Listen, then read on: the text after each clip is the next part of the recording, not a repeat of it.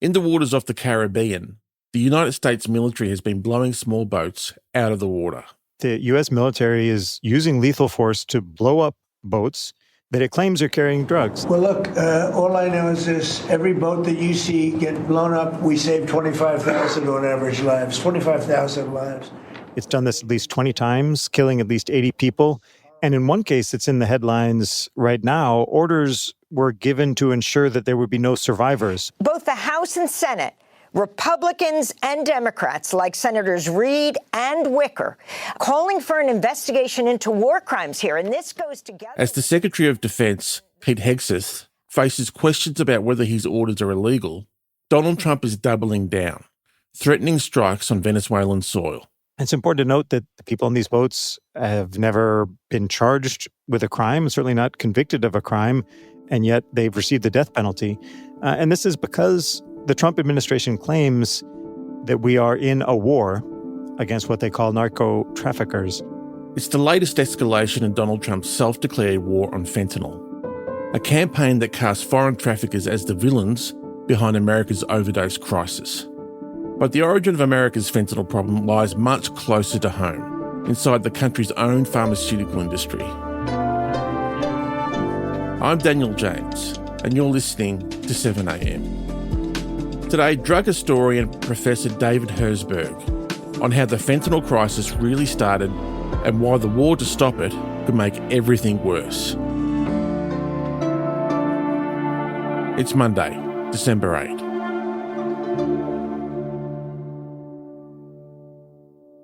David, I think it's worth getting a sense of how bad the opioid crisis is in the United States right now. What are we seeing at the moment? It's really bad. And the hard to wrap your brain around thing is that it's that bad, but it's gotten better. So we're at about 80,000 deaths in 2024. That's a lot of deaths. And it's down from a long stretch, years and years and years, where there were more than 100,000 deaths per year. And most of those deaths did involve fentanyl. It's incredibly potent. And that potency means that it's hard to package for safe use. You have to mix it perfectly, because if there are even any little tiny clumps, the tiniest little things can lead to contamination and overdose. So it's simply not a great product from the consumer's point of view. It's really dangerous. But it's great for smuggling because it's potent, which means it's easy to conceal, and the amount of profit you can make per unit of weight is higher. And in a prohibition market, whatever makes it easier to smuggle is better. So Trump and his officials say that this fentanyl is coming from Venezuela and that the crews on these boats are narco-terrorists responsible for killing tens of thousands of Americans. The American people are safer because narco-terrorists know you can't bring drugs through the water and eventually on land if necessary to the American people. We will eliminate that threat, and we're proud to do it. What should we make of those claims? At the most direct level, they, as far as we're able to tell, are simply false. Venezuela is not a source of drugs heading to the U.S., at least in any significant way. And in general, fentanyl isn't coming into the United States over water. In general, it comes in over the land border. But let's step back from the specifics and address the broader claim that foreign traffickers are causing this fentanyl crisis and that we can fix the crisis if we stop them.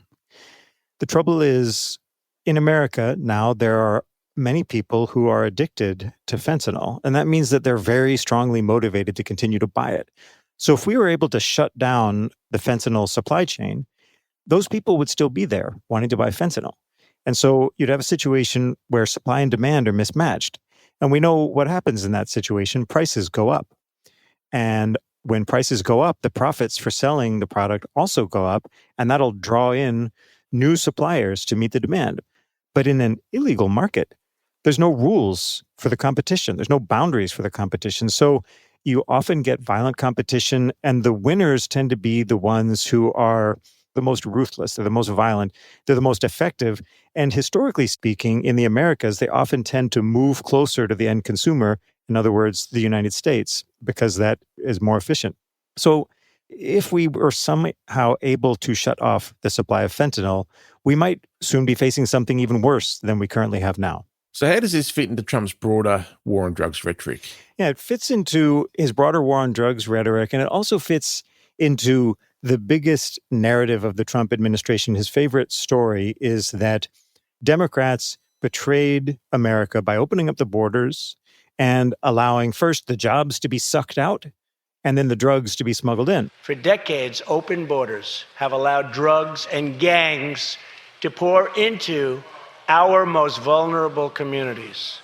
They've allowed millions of low-wage workers to compete for jobs and wages against the poorest Americans. The radical Democrats want to turn America into one giant sanctuary for dangerous criminal aliens. And every American should know that if they purchase illegal drugs, they are helping to finance some of the most violent, cruel, and ruthless organizations anywhere in the world. Illegal drug use is not a victimless crime. So blowing up boats really should be seen as part of his bigger plan to build a fortress America that'll stop foreigners from taking advantage of the country, and it'll allow this traditional, wholesome America to flourish again once it's no longer being, exploited by these villainous foreigners. There are problems with the story, lots of problems with this story, but just in the drug context, foreign drugs didn't cause the opioid crisis, and stopping the fentanyl supply chain won't solve the crisis. In fact, at an even deeper level, Trump is spinning a fantasy about traditional America. I'm a historian of drugs in America. Traditional Americans used a ton of drugs. We've had a long series of addiction crises, starting right at the beginning of the country, what historians in my field call the Alcoholic Republic, right after the American Revolution. So it's important to recognize that using drugs is very traditional in America. There is no drug-free traditional America to return to. Coming up, the true cause of the opioid crisis in America.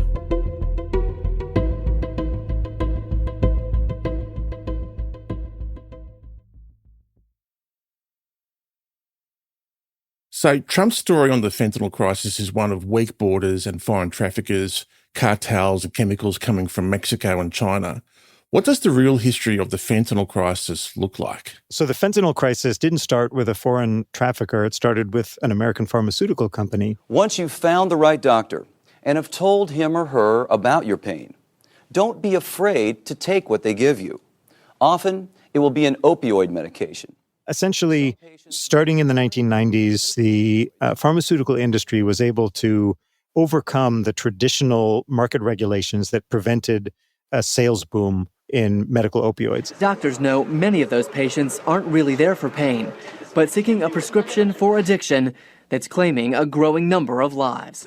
And so you had a dramatic increase in the amount of opioids just floating around in certain communities, and that made them really easy to get, and so a lot of people became addicted to them. Well, for the first time, overdose deaths from prescription drugs outpace car crash fatalities in the United States. When authorities recognized, something is wrong here, we got to take action, they listened to pharmaceutical industry lobbyists who were saying, well, this isn't a problem with us, with this industry. The problem is the abusers.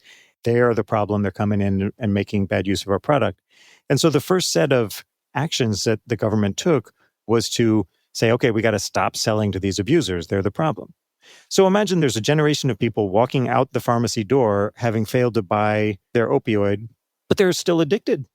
And so this brought in new suppliers, and the new suppliers first brought in heroin, but then this moment of disruption created an opportunity for innovators, for modernizers. And they said, what do we need? Farms and farmers and cutting open flowers with scalpels? Like, that's very 20th century. This is the 21st century. Let's use a high-tech product, a synthetic product. We can eliminate so many parts of the supply chain, which is super dangerous in an illegal context. And so you saw this switch to fentanyl because it was good for the suppliers, and the consumers didn't have a lot of choice. We've heard a lot about this country's heroin epidemic, and for years, heroin dealers have been using another far more powerful drug to cut the heroin they sell. But now federal officials are expressing alarm that people are using that stronger drug, fentanyl, alone, leading to overdoses and deaths. And so our policies shifted those markets from pharmaceutical opioids to heroin, and then to fentanyl. And that means our policies could switch them back. It's not as sexy as saying we're just going to blow up all the bad guys, but it would be a big public health triumph. What do you think when you hear politicians blame foreign traffickers and talk about ending this with military strikes on boats? What's your reaction to that? Well, we were just talking about large numbers of deaths. Every one of those deaths left people who loved that person with grief and fear for the other people and their families. And when you're afraid, you want a strong response. You want someone telling you that it's going to be okay because they're going to protect you. And so there's something very emotionally satisfying about saying these foreign villains are doing this to you and I'm going to get them and you'll be safe. But it's also deeply depressing because it also just doesn't work. And we have a couple 100-year history of seeing how it makes things worse. You can win a battle or two, like who knows, maybe we could stop this fentanyl supply chain. But will it still be gone in 2 years? It's just, historically speaking, incredibly unlikely. What we need is something we're not going to get, unfortunately, which is the political courage to recognize that this is a pragmatic matter. What we have is a market for a product that's highly desirable and highly dangerous. The market has gone off the rails because we haven't regulated it. And as a result, we're seeing this kind of public health crisis. And we need to step in and do the real work of making people safer rather than beating our chest and going after foreign boogeymen. So you're calling for a pragmatic approach, David. History tells us what doesn't work. Does history point to us what does work? Yeah, in a broad sense, it does. And I'll say that in general, we're pretty good at capitalism. We know how to build markets so that we incentivize the kind of behavior that we want. What has historically worked are moments where we have applied the tools we apply in the rest of capitalism to drugs. And in the broadest sense, this is you robustly regulate providers, manufacturers, sellers, and you make a deal with them. You say, you can make a lot of money selling this product, but to do that, you got to follow these rules. So think about automobile manufacturers have to do all these expensive things to make their cars, and they're not allowed to sell super cheap cars without anti-lock brakes and airbags. You also got to recognize that life is imperfect. Hey, we have a lot of safety precautions, and there's still a lot of automobile accidents. So any system that circulates a potentially dangerous product has got to have things in place to care for and support people when they're harmed, despite all those protections. And in the case of drugs, historically, what this has meant is providing treatment options that need to include access to the safest version of the drug that will keep that person going. One of the reasons why I don't think this will be taken up by politicians is people, as they have for the last 200 years, will still be killed by drugs. I'm not promising a utopia or that we can go back to this imagined fairyland when everything is wonderful. I'm saying we're going to honestly do the best that we can do, and it'll be better than what we're doing now. Well, David, thank you so much for bringing it to our attention and for coming on 7am this morning. Thank you for having me.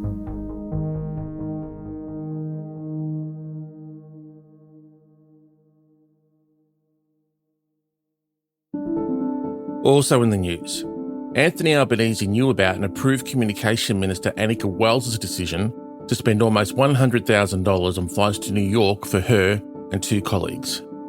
Anthony Albanese has told the ABC's Insiders program the flights were within the rules.